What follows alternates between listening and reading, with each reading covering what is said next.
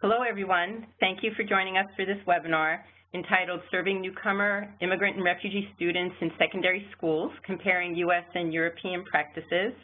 I'm Margie McHugh, and I'm the Director of the Migration Policy Institute's National Center on Immigrant Integration Policy, and I'll be moderating today's call. We'd like to give a special thanks to those of you who are joining us at a pretty early hour on the west coast of the U.S., and also our European friends and colleagues who are delaying going home for dinner in order to join us. You'll see here that that includes some of our presenters, and they are Barbara Herzog-Punzenberger from the Johannes Kepler University in Austria, Julie Sugarman, who's here at MPI's National Center on Immigrant Integration Policy, Nora Vondowitz from the Mercator Institute for Literacy and Language Education in Germany, and Christina Wong from the San Francisco Unified School District. I'll introduce each of them more fully in a few minutes when they begin to speak. But for now, I'd like to just go through a few housekeeping items and get them out of the way. So first of all, you'll be able to find slides and audio from today's webinar on MPI's website. You can see the address right there. If you have any problems accessing the webinar, please contact us right away, either at the email address that you see there or at that phone number. And then we very much encourage you to use the Q&A chat function on the right of the screen throughout the webinar to send us questions. It's very helpful for us to get your questions in advance of the Q&A session so that we're able to sort of bundle them for the appropriate speakers. And if you don't want to use that chat function, you can just send an email to us at the events@migrationpolicy.org email address. So for those of you who may be joining us for the first time, I'll just say that the issues we'll be discussing are nestled within a larger body of research and capacity building work here at MPI's National Center on Immigrant Integration Policy, where we're very deeply interested in policies and practices that promote education and workforce success for immigrants, refugees, and their children. We've also been placing a heavy emphasis on these issues in our work seeking to improve federal governance of integration policy issues and actions to address the state and local impacts of federal immigration and refugee policies. Then I'm just going to say a few words to set the context for today's presentations. First, last year's dramatic increase in the number of unaccompanied children from Central America and Mexico seeking to enter the U.S. has certainly increased interest in the education needs of these youth. At that time, unaccompanied children apprehended at the U.S.-Mexico border rose, as you see there, up to over 68,000 in 2014, and then nearly 40,000 have entered in this past most recent year, which just recently ended. So the numbers have remained high, although not as high as last year when it was very much in the national news here in the U.S. However, large numbers of secondary school-age immigrant and refugee youth were arriving into U.S. secondary schools before last year's crisis, with over 250,000 of them arriving in 2012. So that's just to say that, that this has been an issue for many years, but very much got into the national spotlight in the U.S. last year. Then I'd imagine that the situation that Europe is facing in this regard perhaps needs little introduction, given how prominently the refugee crisis there is featured in international news. But I'll just say that currently the thought is that Europe could receive 1 million refugees this year as a result of the current crisis, and obviously a significant portion of those will be minors. And then just with regard specifically to unaccompanied minors, over 23,000 had applied for asylum in 2014, nearly twice the number of some earlier years, and that does not include many thousands who did not apply for asylum. Also, the heavily impacted country of Sweden, second, I believe, only to Germany, expects that asylum applications for unaccompanied minors will have doubled this year. So what does that mean? These flows definitely have significant capacity demands that they've created for education systems both in the U.S. and Europe. So I'll just say briefly that these include physical capacity needs for school facilities, as well as teachers, administrators, and supplies. These can be hard to meet, especially in the short term, given the multi-year, if not decades-long timetable that usually accompanies planning for new facilities or expanding the educator workforce.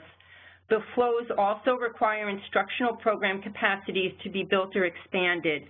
These types of capacities have been a specific focus of MPI's work in this arena, given the very particular pressures that secondary schools face in attempting to support students in developing academic language and literacy skills in a new language, while at the same time helping them close gaps in their education and perform at grade level in a range of specialized subject areas. They also create new health, mental health, and other social service support needs, given the trauma students may have experienced in their home countries or during their travel to their new host country, which many schools and their local partners are attempting to meet. And finally, I'll simply say that all of these needs have been largely overlooked in policy debates thus far, with attention focused almost exclusively on the migration management challenges posed by, in particular, the unaccompanied child and refugee flows, rather than on the broader integration and especially education needs and costs that will need to be addressed in order to ensure a successful longer-term set of outcomes for these immigrant and refugee youth and the countries where they settle. So we're delighted that we have such a terrific team of experts joining us for this discussion today. First up will be Barbara Herzog-Punzenberger, who's head of Migration and Education at the Institute for Education and Psychology at the Johannes Kepler University in Linz, Austria. As you can see from her bio, she's been deeply involved for many years in studying the education experiences of immigrant and refugee youth in Austria, as well as at the European level. We've asked her to draw today from her European level work to discuss some of the experiences and challenges of school systems there in serving secondary school-age migrant youth. So Barbara, turning it over to you. Hi everyone, I'm very excited to be with you today, and I'm trying to do the impossible to give an overview in 10 minutes over this topic, the newcomer, immigrant and refugee students. And I'll start with relevant categories. As you can imagine, all the school administrations in the different countries, they develop different categories, but all of them, they mainly focus on the language issue. So they would categorize students with another first language, then the language of instruction, or what is coming slowly is to call these students the multilingual students, but this is more European Commission speak now, or some of the researchers. In the administration, we have these category students with another first language, and then we'll look especially at those who have no proficiency in the language of instruction, and in some countries they get a specific status, which is called the extracurricular students. As for example, in Austria, they can have the status for the first 2 years of their arrival, for example, asylum seekers, and they would not be graded so that they don't have to repeat the class if they don't live up to the standards. In public discourse, however, you mostly find the term students with migration background now. It's still very much mixed with the term non-nationals, that is students with another citizenship, another nationality. But since the OECD's International Comparative Large-Scale Assessment, there is also a new terminology in the discourse, in the education discourse on migrant students, and they introduced the term first-generation students for those who are born in another country. They are estimated at around 8 million in the European Union now, and the second-generation students are those who were already born in the country of immigration of the parents, that are estimated at 4 million students in the European Union. That is young persons under the age of 25. So to give a quick overlook, here you can see the percentages of students, 15-year-old students, with migration background in different countries. And to your left, the very high column, that is Luxembourg. It is more like a city because it only has 500,000 inhabitants, but this is the country, however, with the largest share with 46% of students with migration background.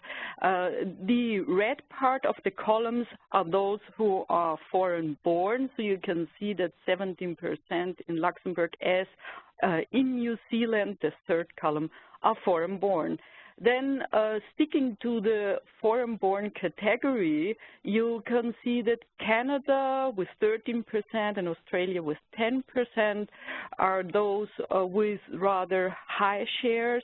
And after that, you can see that Ireland with 9%, Spain with 8% are those in the European Union with the highest foreign-born student population. After that, you find the US with 7% and some other European countries, Great Britain, Belgium, Cyprus, and then you have a lot of countries with 6%, for example, Austria.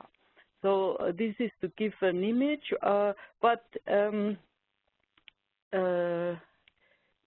yes, the important thing when you see these figures, this is only the national average. So I want to stress that this is, of course, including all the small cities and villages who oftentimes have very low numbers of refugee or immigrant kids.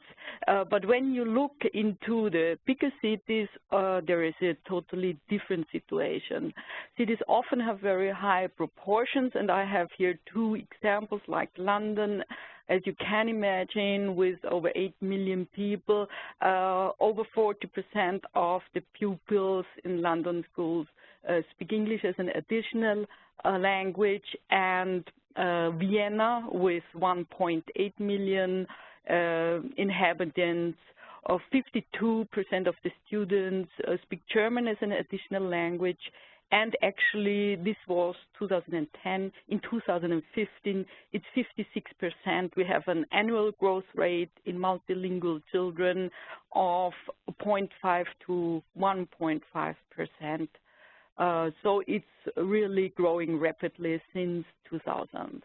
And when you look at languages, for Austria, for example, we have two big groups. There's one speaking Turkish with 14% in primary schools in Vienna, and 15% of Bosnian, Croatian, Serbian-speaking children, and 23% who speak over 100 different languages. And this is what we call super diversity.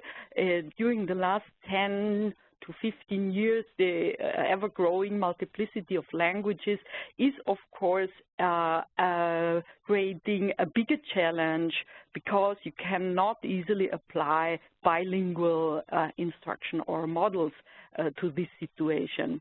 What is very important, of course, to understand that the socioeconomic background influences the participation and success in education in all countries, but in some countries, this influence is much higher than in others. For example, in the German-speaking countries, and we will talk later on the systemic dimension of this. So I will, to not use too much time for this, I will go on and show you the next graphic where you can see the proficiency gaps. This is mathematics in the PISA 2012 test, and you can see there are many European countries where the migrant student population has really a big gap compared to the native student population. But when you look at the right-hand side of the graphic, you see that the traditional immigration countries are doing a much better job. However, for example, Canada having no proficiency gap, New Zealand, Australia actually, where the immigrant or the migrant kids, they're doing better in mathematics on average, and the US with not such a big gap.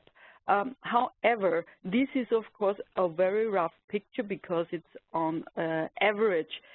So we have specific immigrant groups, like you could imagine, refugee groups that have a very particular situation, also in those countries who are doing obviously a much better job.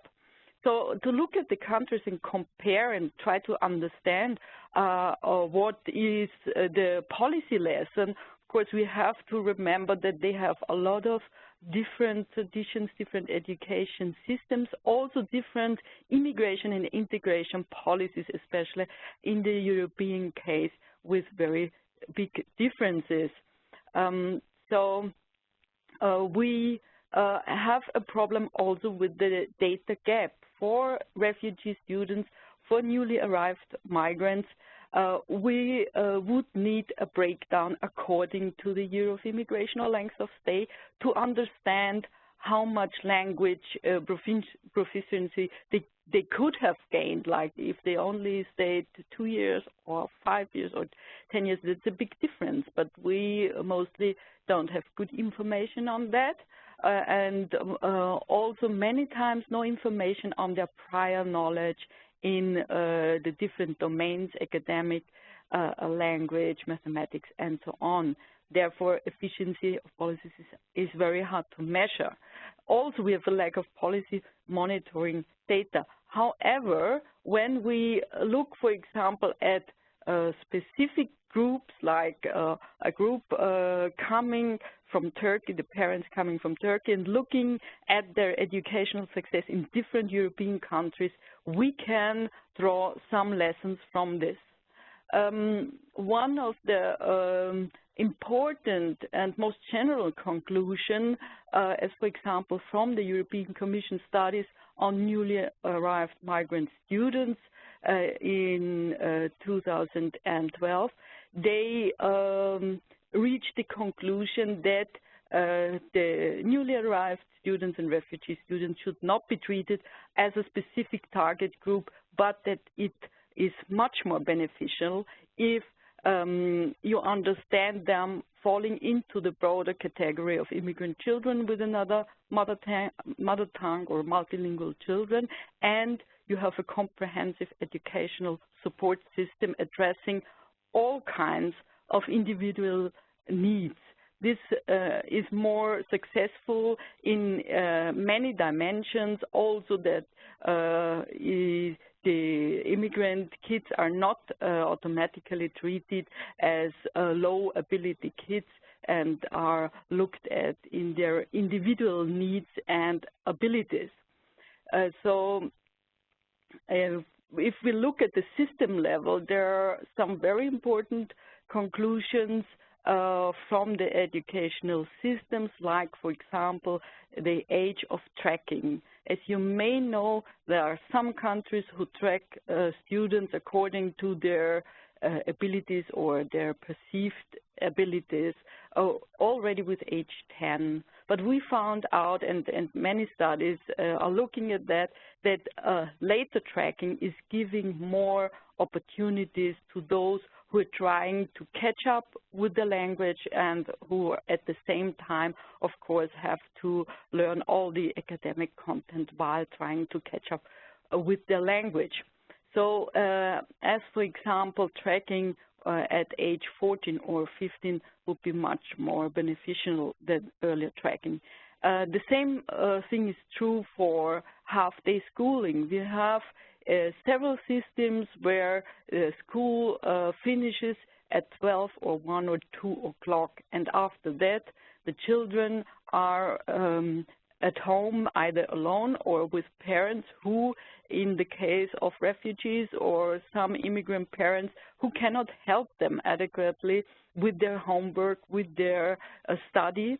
And so the whole day schooling, which also covers afternoon, provides much better support systems for those kids. So they're not anymore dependent on the financial or academic capacities of the parents for their study. The next thing is segregation. We see very different systems of the choice of schools. Which kind of choice can parents make for the children? However, this is for the socioeconomic background as well as the migrant status.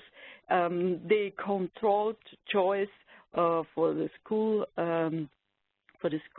choice is a new way to think about desegregation, and there are very interesting examples also in the U.S. and some in the Netherlands who are trying with a controlled choice to find a way between parents' freedom to choose and society's interest to stop segregation and to desegregate.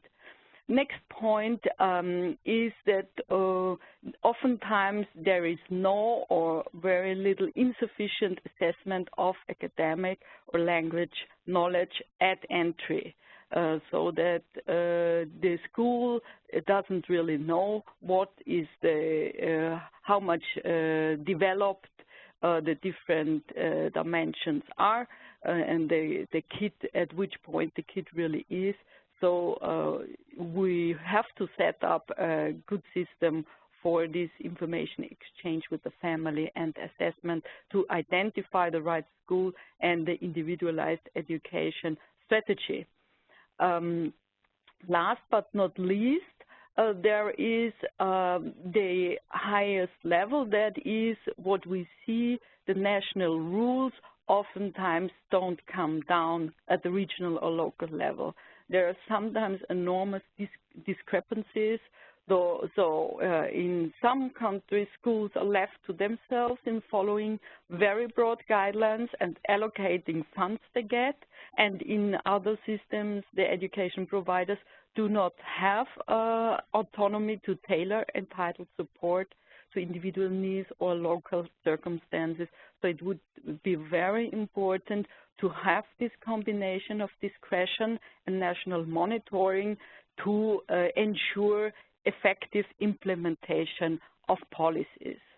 So this is from my side a look at the system level, and if you want to find deeper information on that, there are two studies of the European Commission, and I'm happy to answer any questions which will come up later. Thank you. Great. Thank you so much, Barbara. And yes, I'm sorry for the almost impossible charge that you were given there. I think that these issues are, you know, for everyone trying to have a conversation that's sort of in a transatlantic context requires so much background information, but thank you for doing such a good job with that overview. So next I'd like to turn the mic over to Julie Sugarman, who's policy analyst here at MPI Center on Immigrant Integration Policy. Julie is a national expert in dual language education programs and worked for many years at the Center for Applied Linguistics here in Washington, D.C., before joining our center, where she helps many school districts design more effective approaches for serving their immigrant and refugee students. And so she too is going to give us a bit of a very broad look at some of the challenges from more of an instructional point of view for working with older secondary school immigrant and refugee arrivals. So Julie, turning it over to you. Great, thank you, Margie. So earlier, Margie told us about the immigration context in the U.S., and I'm going to give some additional context based on what we know about English language learners in the U.S.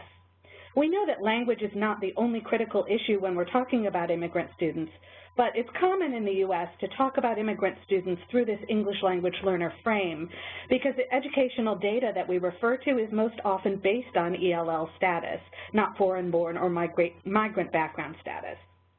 So looking first at some information from the 2012-2013 school year, according to an MPI analysis of U.S. Department of Education data, there were 4.85 million ELL students in kindergarten through 12th grade, making up 9.8% of all K-12 students. The Department of Education has also estimated that the graduation rate for ELL students was 61.1%, compared to 81.4% for all students. And that gap is a considerable concern to educators and policymakers. MPI has also looked at U.S. Census data to find the average annual immigration of youth who speak English less than very well. In the years 2008 through 2012, each year there was an average of 55,000 young people ages 12 to 17 who immigrated to the U.S., and 78,000 young people ages 18 to 21. And note that in the U.S. Census, English proficiency is based entirely on self-report, so these numbers could potentially be much higher. And the numbers for 2014 and 2015 will certainly be higher, based on the influx of Central American minors that we experienced. The current educational context in the U.S. poses both a challenge and an opportunity for the education of ELLs. Under the No Child Left Behind Act, which went into effect in 2002, schools, districts, and states took on a number of new responsibilities with regard to being accountable for at-risk students, such as students in poverty, students with special learning needs, and ELLs. Under NCLB, new systems were developed to meet the mandate to identify all potential ELLs. Also, the performance of ELLs on English proficiency and state standardized tests has become one of the ways that schools are judged to be effective or ineffective. Over the last 15 years, this attention to identifying and monitoring the progress of ELLs has brought the patterns of academic outcomes of this group very much into the spotlight. This is the opportunity presented by the accountability context, that all students having access to grade-level academic content is seen as a civil right. So schools have an obligation to serve these students, and the government has an interest in ensuring that they do so. But it's also been a great challenge for schools to create the systems and capacity that they need to help ELLs meet the expectations for closing gaps in achievement and graduation rates. And this is happening in a context of more challenging learning standards that all students are experiencing in those states that are implementing major curriculum reforms. In addition to highlighting the performance of ELLs overall, the highly detailed data on ELL student performance that schools now have access to has drawn attention to the diverse needs of ELL subgroups. One of the highest need groups of ELLs are students with limited or interrupted formal education. Many unaccompanied minors from Central America and refugee students fall into this group. These students may not have literacy in their native language, and if they have very limited experiences in a formal educational system, they may also not know how to do school, such as how to behave in a classroom and how to study. Of course, there are also non-SLIFE newcomers who have grade-level equivalent education in their home country. Another group with distinct needs are older newcomers who arrive after the age of 16 or so, and I'll talk about them in a little more depth in a moment. Finally, there are long-term English learners who are students who remain in ELL status for more than 4 to 6 years, depending on how it's defined locally. These students are not newcomers, which is the group of students we're talking about today, but helping these students to become fully proficient in English is a challenge that many schools are facing.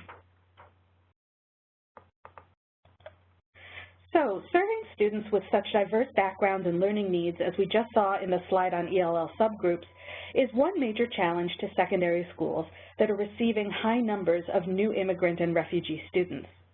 Another challenge that secondary schools face is that there are a variety of ways to design programs for English learners, and to some extent, the models that are possible depend on the number of ELLs in a school and staff capacity. For example, a school might prefer to offer separate ESL classes for beginner, intermediate, and advanced students. But if they don't have enough students to fill 3 classes and they don't have enough resources to have teachers cover smaller than average classes, they might have to have classes with a mix of levels. Another challenge for secondary educators is the tension between providing tailored services and integrating ELLs with other students. We know that ELL students have specific learning needs that may best be met in small classes made up of ELLs only, but there's also evidence that integrating ELLs with English proficient peers can be beneficial both academically and socially. Another challenge is supporting the socio-emotional needs of adolescent students and supporting their transition to post-secondary education or work. This kind of support is obviously important for all secondary-age students, but for ELLs it may be complicated by the stressors of migration and family reunification, poverty, and immigration status.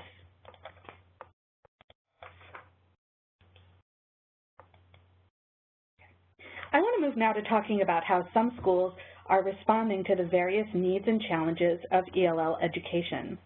There have been several important trends in ELL education in the U.S. in recent years that relate to how we define programs for English learners that arrive later in their school careers.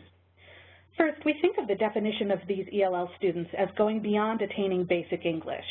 This means that as some school districts have adopted new English language proficiency standards and new assessments, students who once would have been exited from ELL status at what we might think of as an intermediate level are now considered English language learners until they have reached a point at which they can engage in a full range of classroom tasks without accommodations for their language level.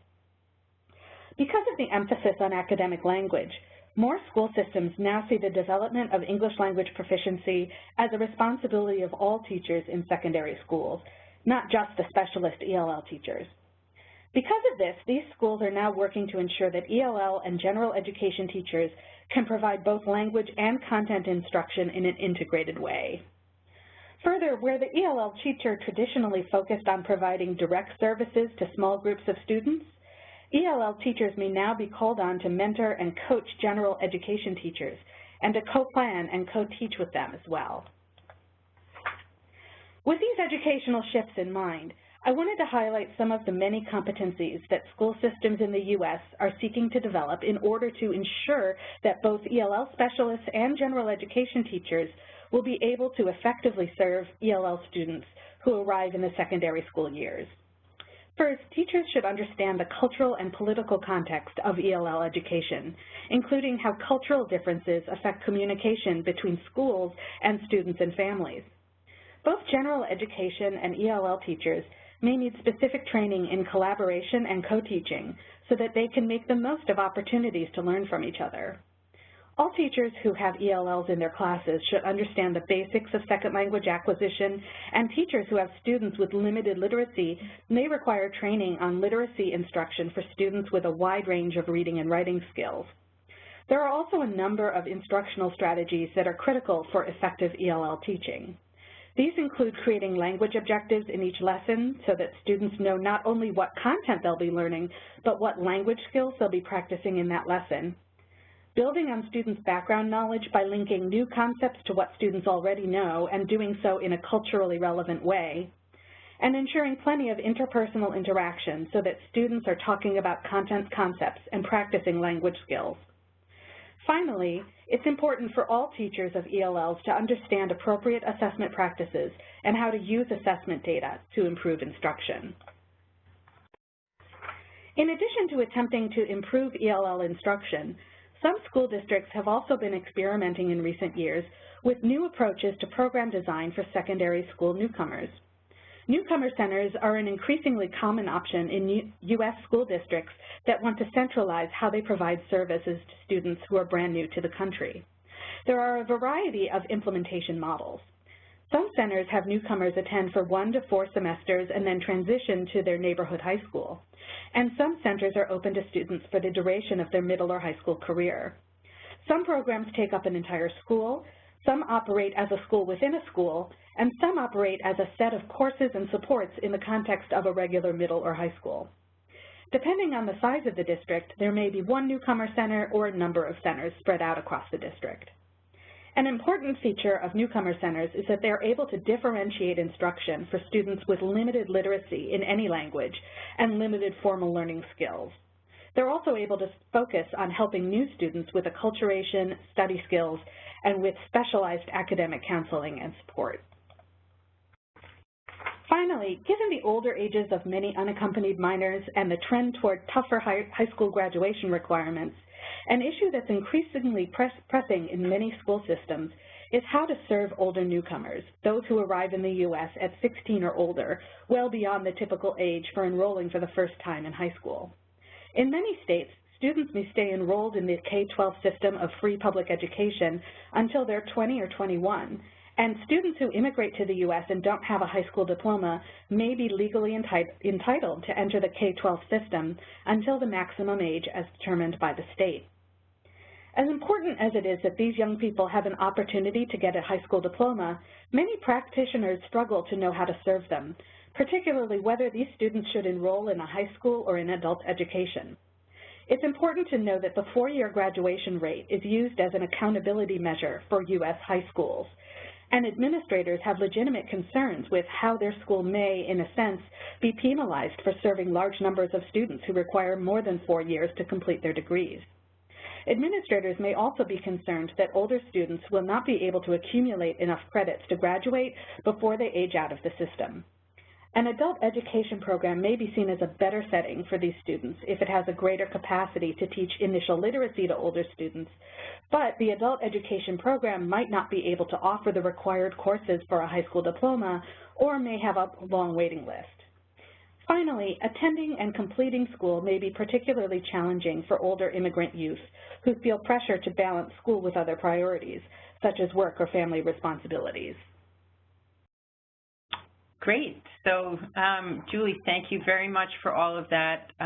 So many different issues embedded in each of the things that you spoke about, and I think with Christina's presentation later, we'll have a good example of a major school district that is trying to resolve some of these issues.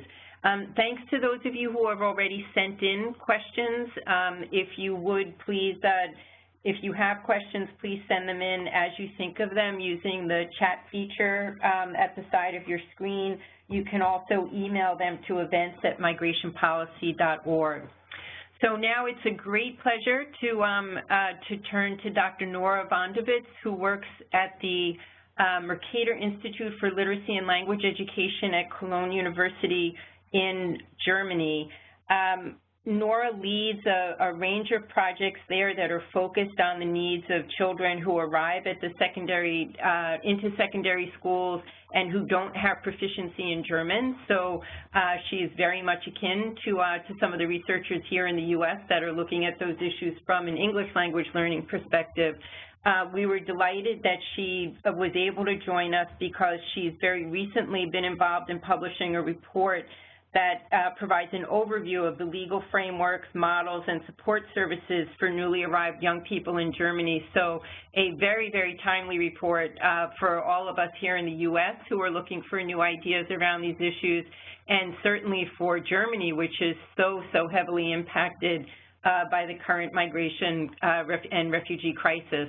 So Nora, welcome, and turning the microphone over to you. Thank you. Good afternoon, everyone, or good morning, maybe. Yeah, I'm happy to present a few results from our study. The aim of our study was to give an overview, as you just said, of the situation of newcomer students, as there's a lot of attention, especially on refugees at the moment, but for Germany, as schooling is not a national matter but organized state-wise, there had not been a very clear picture on how many students are actually coming in, where they are from, and so on. So this is what we wanted to do. Due to the state-wise competence regarding education and schooling, we actually had difficulties on getting valid and comparable data from all states. So in the end, we actually relied on data from the National Agency of Statistics to make sure we are using reliable data and valid data and comparable within the states of Germany. However, a shortcoming of this data is that it does not actually include any information on the actual schooling of the persons, so we had to use the age to define. So that means in the following slides, even if I'm talking about newcomer students, it's actually 6 to 18-year-olds of foreign nationality, so non-German nationality, who have been living in Germany for less than 1 year.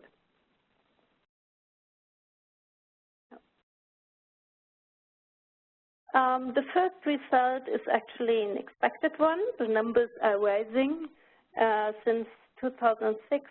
In 2014, actually, there are 4 times more newcomer students, or 6 to 18-year-olds for that matter, than there were in 2006, and probably there will be so much more in 2015. However, looking at a longer period of time, we also observe intervals of increasing and decreasing numbers, as before 2006, numbers had been decreasing for quite a while, and there were many newcomer students in the 90s as well, and we had periods before also. So it's not really a new phenomenon we are talking about. Looking at the numbers of newcomer students to all 6 to 18-year-olds in Germany, the picture actually changes a little, as the percentage of newcomer students in comparison to all children and youngsters of the same age is only about 1% overall. So as you can see, there are differences between the states, and also actually within the states there are differences, because of course the choice of foreigners on whereabouts to live in Germany may depend on a variety of factors, such as employment opportunities of a region and so on.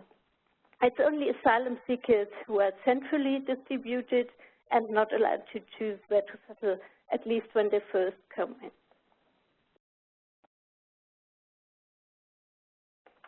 Countries of origin, what we can tell for 2014 is that the majority of recent immigrant children and youngsters or young persons come from European states with 59%, especially from Eastern Europe, like from Poland, Bulgaria, or Romania, but also from Southern Europe, like from Italy or Greece.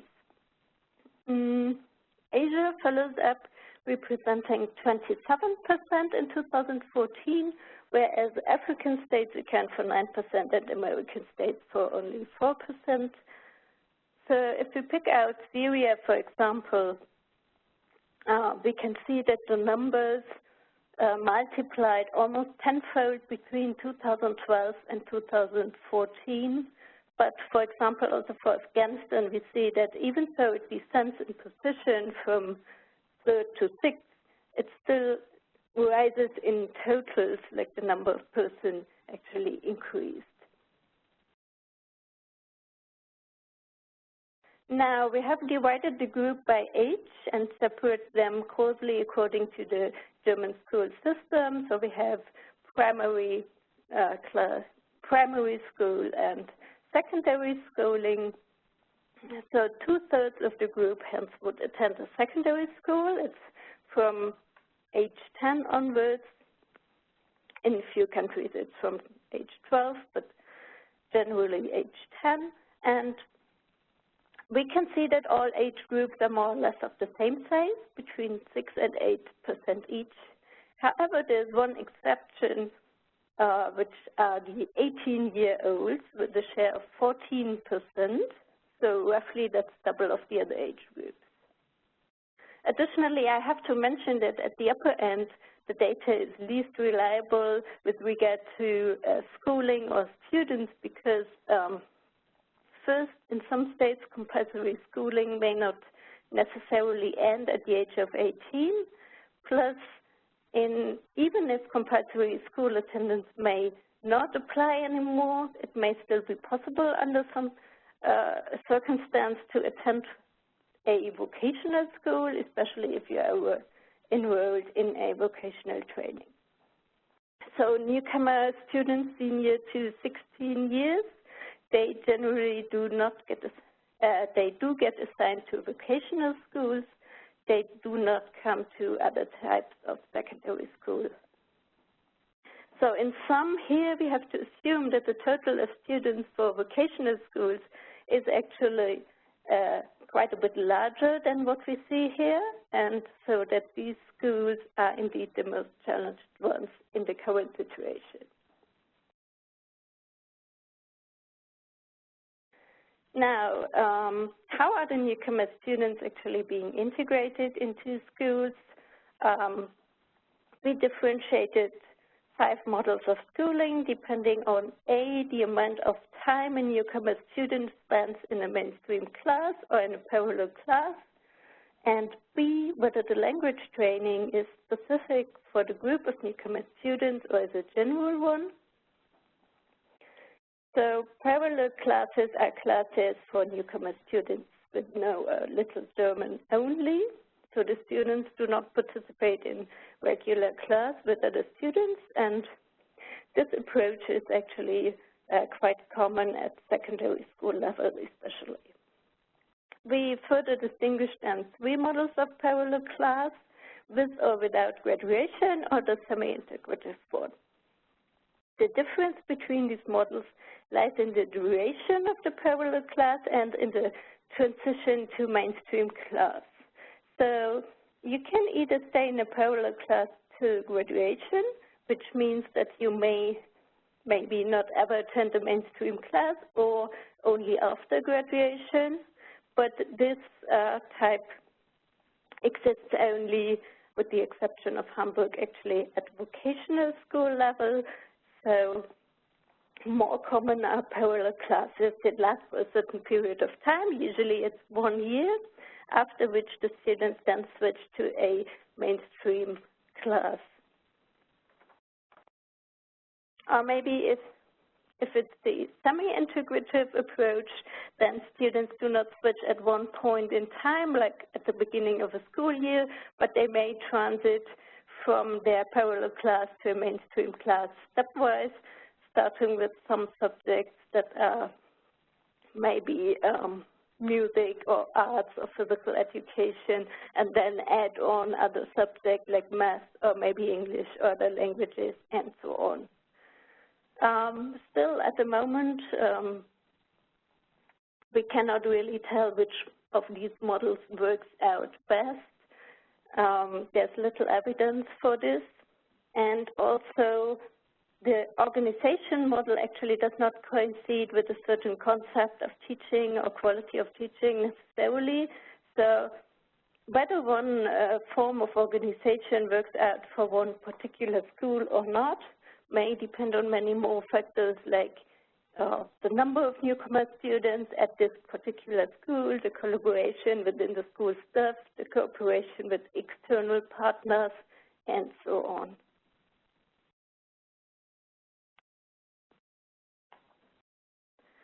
So I picked out one state as an example, and just in order to show how a model might be integrated. So this is Schleswig-Holstein, one state of Germany. The challenges, amongst others, are that it's actually a large region and it has very few big cities. So it may well happen that there are locations or schools or maybe cities with only a very small number of students and maybe not enough to install a class or a group. So what they did is that they worked with, you may say, Newcomer Centers. It's called Adaptation, German centers, or German as a second language centers, where newcomer students come from different places together in a class to learn German. And the centers are mostly at the location of one school, but they are not part of that school. So it's actually a bit separated, or it may well be separated. In this model, it's 3 stages. First, the students come to a newcomer-only class to learn German. This may last for 6 months or 1 year usually. After that time, they switch the location and the school. They attend a normal school then, or a regular class, and they still go to the Center for Additional Language Training of German. So this is the second stage. And finally, the third stage is when the number of lessons of German actually decreases to a lower number, and they just attend a mainstream class. So actually here in this state, they switch from a parallel model in the beginning to an integrative model in the end, and still providing language training while the students are in the mainstream class, which is the important bit here, I think. So coming to the end, I just summarize a few points. First, I think we have to acknowledge that it's not a temporary phenomenon, and even the students I was talking about, it's only one group of all students, because we have taken just less than 1 year of residence. So it should be a regular task of education and schooling, and what we need is actually long-term planning and concepts. And still, I think there is no quick and easy way out regarding the models, how to deal best with newcomer students. But what we do need at least is to agree on some minimum standards, just to make sure that actually there are no students just left behind at the school without any support of German language and everything else. So thank you. Great, thank you. Thank you so much, Nora. Very interesting. And I was thinking as you were speaking, we have an expression in the U.S. about when people, it's that you're trying to build the plane while you're flying it, and it does sound like it is quite a challenge given those concluding remarks you just made. I think we had seen a newspaper article saying that almost 15,000 new teachers might be needed given the scale of the refugee flow. So trying to figure out all of this in real time is a pretty daunting challenge. But anyway, we can get to that in the Q&A. I encourage folks, again, to please send in questions. We've got a lot of very penetrating questions that have been asked already. We intend to go until at least 15 after the hour, so I think we'll be able to get to most of them. But first, I'm delighted to welcome Christina Wong, who's a special assistant to the superintendent in the San Francisco Unified School District out in California, here in the U.S., where she's working to implement the district's numerous reforms to improve education quality for English language learner students. Before joining the district, you can see there in Christina's bio that she was a prominent community leader in San Francisco, pressing for many years for higher quality education for immigrant and refugee youth.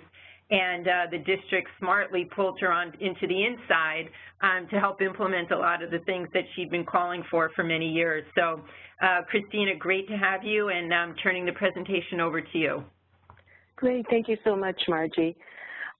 So in today's presentation, I really wanted to provide a brief newcomer context in San Francisco, describe what our system of support for newcomers is currently, and identify the opportunities and challenges in supporting our newcomer students.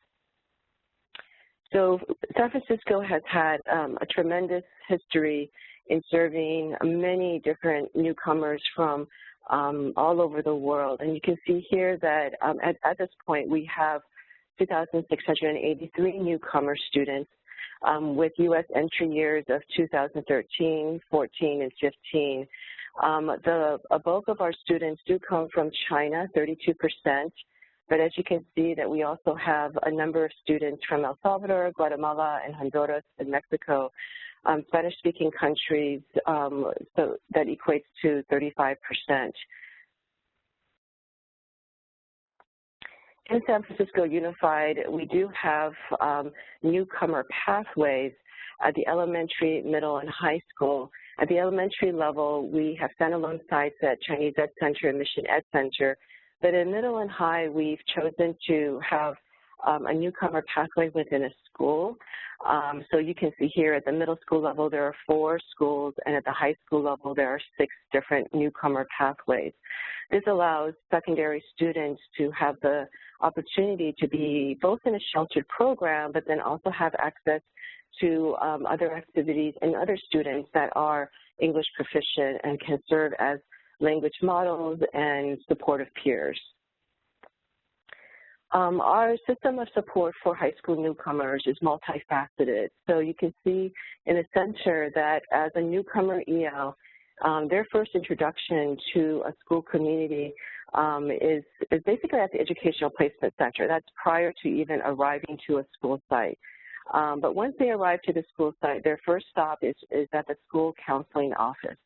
And there, that is the ideal time for the counselor to provide them with an academic orientation, the appropriate placement based on their English language development levels, post-secondary options, and other resources and referrals. After that, they're placed into the newcomer pathway, and teachers there, they provide some preliminary assessment. They do take a look at the foreign transcript, if that's available, and begin to provide some transitional academic support, and really look at what are the gaps in education the student is facing. And of course, in all of our newcomer pathways, we do provide intensive English language development. So they get 2 courses in English language development, usually a reading and writing course. And for some of our students that are students with interrupted formal education, they also get foundational literacy that's embedded within the newcomer pathway.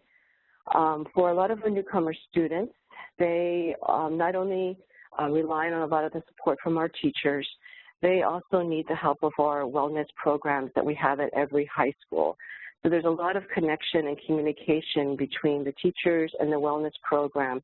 And within our wellness program, we provide both the physical and mental health services and resources and referrals to legal, housing, and social services. And then within each of the wellness programs, we also do have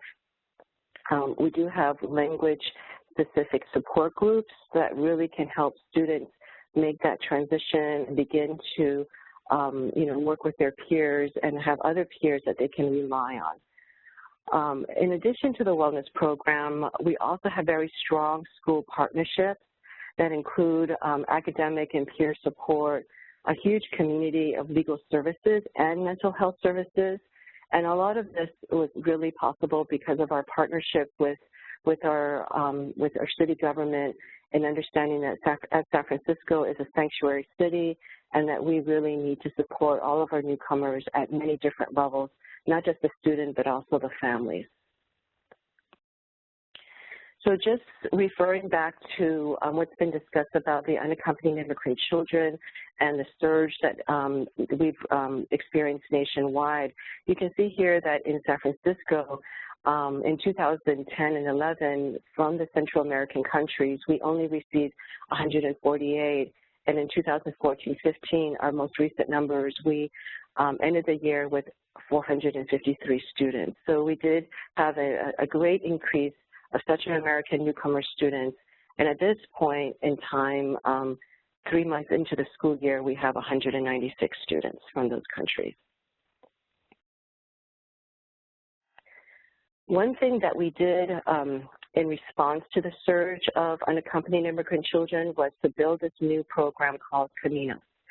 And so we were very fortunate from our private foundation partners in the city. We were able to fund a district program coordinator. And her job and her role is really to provide education and consultation at newcomer pathway sites, develop support programs with teachers and students, support staff, make connections, community connections to mental health services, and connect students to free legal services. What she's been able to do is really create a really broad sense of awareness of the experience that these students have faced and the challenges that they have ahead of them. So one thing that she's shared very vigilantly across the district to all of our newcomer pathways and also pockets of newcomer populations in our city is really the sense of as adults, as educators, how do we build the resiliency of our newcomer students? How do we understand the struggles, the immigrant narrative, so that we can best support and have them really be able to control the outcome and participate in their own destiny in San Francisco Unified. Another thing that she's really been able to capture and have people be more aware of is the process of cultural adaptation. Our students come at different points and are experiencing different ways of dealing with their own transition. They're all having different backgrounds, but many of them are coming from a lot of trauma, a lot of violence. And so some of them may, be integrating comfortably. They may be very excited in this honeymoon stage and very hopeful. And then at the same time, they may be facing a lot of stress, anger, depression, and isolation, and really are experiencing a lot of cultural shock. So we want to make sure that, our support staff, our teachers are really aware of the process that students are facing. So assessments and consideration, these are things that we want a lot of our newcomer pathways, the staff that are in there, both the support staff and the teachers, are aware of what the stages of adaptation are and what the challenges are and how we can really lift those challenges and turn them into strength. So all of our students that are unaccompanied, they come with incredible biculturalism and bilingualism. They have family, they do have some education, there's health and wellness, but how do we take the assets that they bring and really lift them up as strengths? We also really need to focus. We do have some areas of focus, knowing what the needs of our unaccompanied immigrant children are. In general, the first thing that a lot of these students are very worried about are their legal status. And so we've been very fortunate in San Francisco, where we do have a legal consortium collaborative that has been well funded to provide services for these students. And then family reunification is also something that we want to be mindful. Sometimes family reunification can be very stressful and straining, especially for both the adults and the children, especially since they haven't seen each other for many, many years. And then housing is a huge issue. We do, not everybody has a stable housing, and it's very different. So how do we support students to make sure that they have consistent housing and not feel like they have to be worried about housing when they're in the classroom? So within education, teachers are noticing that, a number of the students have interrupted formal education, and then you also have students that do have special needs. And so how are we able to assess that appropriately? Those are the challenges that we face. There are risk behaviors, including substance use, gangs, and sexual activity that we should always be mindful of. And medical needs. This is something that is basic that a lot of times our young people don't really take care of on their own, and so this is something we have to do proactively to ensure that they have primary care, immunization, and insurance. Mental health is very much connected to what I was talking about in terms of family reunification, but then there's also, when they don't have that opportunity to reunite with their family member, they may also be experiencing tremendous grief and loss and trauma and anxiety. So what I was talking briefly was more around the social-emotional portion of, really trying to support a newcomer student. On the other, when they're in the classroom, we're also considering their academic needs. And so in California, we have the California English Language Development Standards, and what we provide to all of our English learners is this concept of providing ELD basically throughout the entire day. So for our English learners, they receive designated ELD at their proficiency level for 2 periods a day at the high school level. And then we embed integrated ELD within each of their content area. So because most of the newcomers are in a sheltered environment, that is actually when a teacher is planning for math, for example, they are pulling from both the ELD standards and the math standards and making that lesson accessible and comprehensible to that student.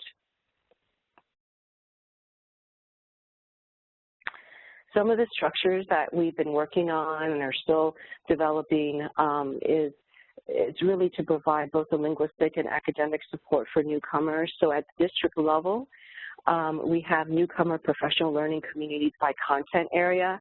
We have found that a lot of our teachers that are providing content instruction for our newcomers, they've been working in isolation at their own site, and they have really valued the opportunity to work in a professional learning community across the district so that they can share content areas. So for example, in an English language arts class, or English language arts, the teachers are able to collaborate and look at how, how do we provide lessons to really truly address the needs of newcomer students, particularly students with interrupted formal education. We also, acknowledge through the professional learning communities, a lot of the teachers really wanted some basic tools and learning around foundational literacy and systematic ELD. So we did provide that as an ongoing professional development, and we have a great team of folks at the Multilingual Pathways Department with coaches and mentors that are able to provide that site-based coaching to a lot of our teachers. This is incredible work, and oftentimes I think our teachers really, they find it incredibly satisfying to work with these students that also really need the support and tools. At the school level, these are some of the best practices that we're hoping to create some consistency at all of our newcomer pathways. We found that for a lot of the schools that do have these pieces in place and are able to implement this at the very high level, our students are actually making greater gains. So the first thing is a dedicated bilingual newcomer counselor who's reviewing the foreign transcripts and providing the placement and orientation. And most importantly, because they are bilingual, they're able to communicate that very clearly to the student and also their family members. Having newcomer English learner liaisons, these are teacher leaders who are positioned to share best practices to support students with interrupted formal education to other teachers at their school. They are gathered centrally, and then they go back to their school to provide that support. Common planning time. This is something that we have found that when there are opportunities in the master schedule and it's designed to allow newcomer teachers to have the same common planning time, it really allows the teachers to collaborate and to work with, to understand what the needs of the students are and to work collaboratively in addressing those needs. And then the bilingual family liaison. I think that we have focused a lot on the students and really making sure that they're getting all of the adequate support. We also need to support the families that are coming with the students as well. Bilingual family liaisons provide a very comprehensive orientation and transitional support. A lot of these families that come in have no idea what the expectations are.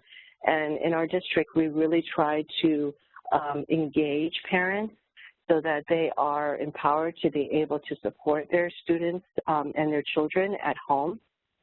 And so with that, we need to be able to provide them with that information. And lastly, I think we're a data-driven district. We do look at a lot of the data that we have. We have summative and formative assessments, and it really does drive our instructional practice. There is something that we have found very helpful, and it's called the Newcomers Educational History Inventory. And it does take a look at where the assets that the students bring, what level of education do they have, and how do we begin to look at that inventory and address the gaps that they may have. It is something that we hope to be able to implement at the district-wide level and make it accessible at this point, it is being utilized at some of our newcomer sites. So with that, I think my concluding statements are that this is something that it's a district-wide effort. It's not based on in one department. We have found that, we've done cross-department collaboration between student support services, multilingual pathways department, counseling office, many different departments, educational placement center. We have found that this is the only way to provide this comprehensive system of support where everyone is really thinking through and acknowledging, how do we know that these students are coming with certain needs, and how do we as a district comprehensively provide those needs on a daily basis. Great. Christina, thank you so much. That was fascinating on so many levels. So thanks to everyone who sent in their questions. We will, we'll maybe run a little bit over just to get in a whole bunch of them quickly, and then any we don't get to, we'll answer via email. So, Julie, I'll go first to you just with a few questions. One was very specific. Are students who are ever ELLs included in the graduation rates that you spoke about? Is it legal to send students directly to adult education, older students? And also, could you say a little more about, is there a particular Newcomer Center model that you think has been particularly successful? Sure, yeah, those are great questions. As to the first one, the data that I showed about the graduation rate was just for students who are currently ELL, so not the students who are ever ELL. That's a really big issue that we don't have numbers like that, at least yet. Most schools and districts haven't really been able to capture that information about ever-Ls except in sort of idiosyncratic ways. So getting a nationwide idea of how students who were ELLs and are no longer at the time of graduation, how they do in graduation is something that I'm hoping we'll be able to see more of in the coming years. Regarding the legality of sending students to adult ed, if students are under 18, it really depends on the state, but in a lot of cases it may not be legal, but I don't want to give a blanket answer because it really depends on a number of things. And sometimes it's not that high schools are actively refusing to enroll students, but some of the obstacles they put in the way are sort of discouraging for students to enroll. So we really need to look at both sort of the policy and the practice there. And in some cases, administrators might be responsibly thinking about what is the best thing for students, and sometimes they're trying to duck the responsibility for enrolling these students. So again, I think we need a lot more information about what is actually going on and what is the scope of the program, or the scope of the problem. In terms of the newcomer model, one model that is expanding throughout the United States is the Internationals Network, and there's they started in New York City. There's some in the Washington, D.C. area, and some there in the San Francisco area, and those have been very successful, so I encourage you to take a look online. Just Google Internationals Network. And you'll see that they have a really interesting model where they keep students. So it's open to students who've been in this country for less than 4 years, but then students don't transition out, they stay there. So the entire school has some newcomers and has some students who've been there for a while. And yet within that they do differentiate instruction and make sure that everyone's getting both language and content instruction. And they also have a really strong focus on teamwork in terms of their teachers, that the teachers are talking to each other, collaborating, co-planning, co-teaching, and in that way really integrating the language and content in really innovative ways. Great. Great. Thanks, Julie. So Barbara and Nora, over to you. Barbara, maybe you first. There were some questions about, first of all, differences in models, I guess you'd call it, that support graduation or success and access to college or preparation for college. I was thinking that since you were involved in the TIES study, that maybe you would want to comment on that. And then also a question about teacher training and school leadership models. that are in use. And I know that you also were part of the European Commission level Serious Network, so I don't know if there are comments you want to make on either of those, from that work that you were involved in. Sure. I'll get back to the TIES research project, but I want to stress that the group we were looking at were second-generation young adults who were born in the countries which we looked at, and they were all coming from Turkish parents who emigrated from Turkey, and many of the parents had very little educational experience, but however, they went through the whole school system and the kindergarten and the pre-kindergarten. So it might be quite different issue compared to refugee kids coming in secondary or end of secondary. So I want to stress that I hope that there is not a misunderstanding when I said that you rather should not establish a new category like refugee kids or newly arrived immigrant kids, than treat them in the overall basket of immigrant kids with another language and have individualized support and a comprehensive system where each and every child who needs support is, so to say, is treated in the right way. Because what we have seen is when, and I'm sure in the US there were also such examples, when you put them all together, all those who have no language proficiency and who are not familiar with the environment and everything, there tends to be a segregative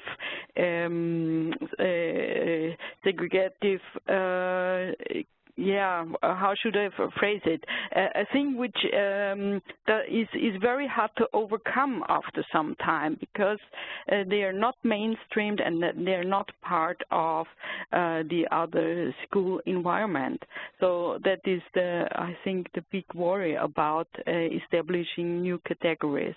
However, we have had always additional support for children with limited proficiency, language proficiency, so that there are additional teacher hours, and there is, in some cases, an accompanying system, so that there are 2 teachers in the classroom and one is responsible for supporting kids who have limited proficiency, for example. So, Great. Not easy to answer that question. Okay, no, great, thank you. And I think the resources that you had listed on your slide are also very helpful for people to refer to. So, Laura, there were some questions, a question about are there efforts to bridge sort of between refugee and non-refugee youth in the classroom that you may have encountered in your research? Also, with the various models that you mentioned, how is it decided when a student exits from the sort of sheltered instruction portion into a different type of instructional program? Yes, thank you. I think first for the refugee versus non-refugee question, I think actually regarding schooling, there may not be a difference, as Professor Herzog just said. Sorry. It's the individual support that the children need. It's not like we should make up a new group that is refugees students, and all of them are traumatized and all of them need a certain type of help. So I think at an individual level you'll have to see what are the needs of that child and then help. And of course then in this case teachers should maybe work together in a team, like with some experts on psychology or health issues or whatever it may be, but I don't think it's useful to, like, in the first place, start with the differentiation between refugee and non-refugee. For your second question, I think the decision of when to transit into the mainstream class, I guess it should depend on the language proficiency, but I think it depends, sometimes it may also depend like on the organization more. So maybe at the end, some classes you can switch only at the end of the school year, so in summers, and sometimes it's possible at other stages. So it also depends on how the organization is done. Great, thank you. And then, Christina, we received a few questions as you were speaking. A lot of them, people wanting to get their hands on some of the background materials for what you were talking about. For example, the job posting for the Caminos program. More information about how you actually evaluate transcripts, especially since students might not be arriving with them. And the education history inventory that you spoke about, is that a sort of a document, too, that might be able to be shared? Definitely, and I do want to echo what Julie mentioned about the Internationals Network. A lot of we have at San Francisco International High School, we also have Marshall High School that's also working with International Network and other Newcomer Pathways that have adopted. And a lot of the work around the educational history and the really looking at models has really come from that. And I'm happy to share. I think everyone has my email, and I'll be happy to send that or post it in any usable way. Great, thank you.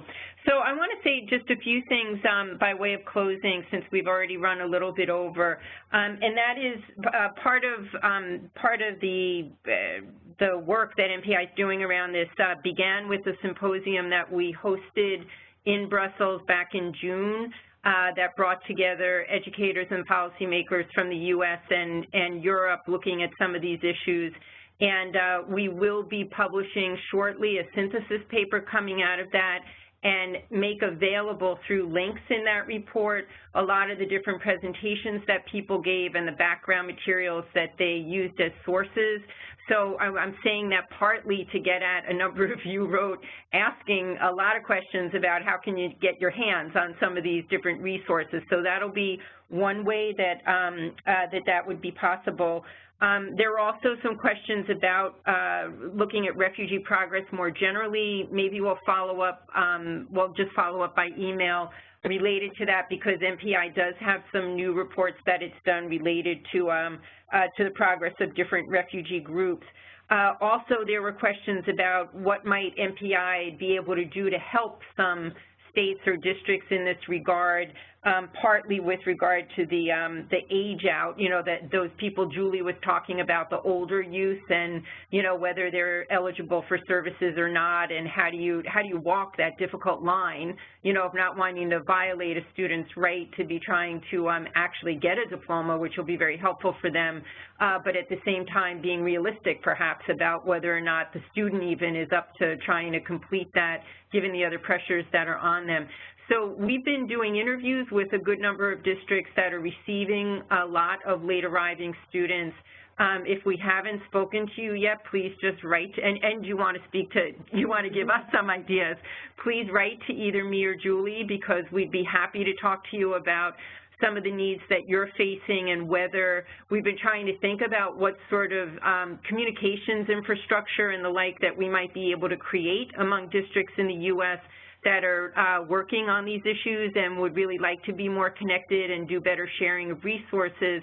And then MPI has a Brussels-based office and operation as well, and that's how we're so familiar, both with Barbara's work and with the Mercator Institute that Nora's working at. And so to the extent that that more transatlantic sharing would be helpful over the coming months, particularly given the high stress in terms of school systems over there. We're feeling our way, so we'd be happy to hear from any of you about what you might find helpful in building more effective services in the areas where you're operating.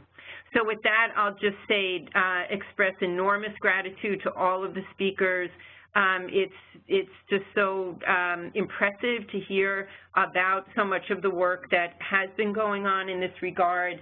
And obviously, there are lots and lots of places that are trying to figure out how to build up what they're doing.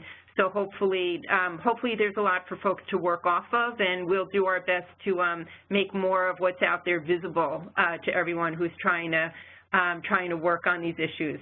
So thanks again to all the speakers and to all of you for joining, and we look forward to staying in touch. Bye-bye. Bye-bye. Thank you so much.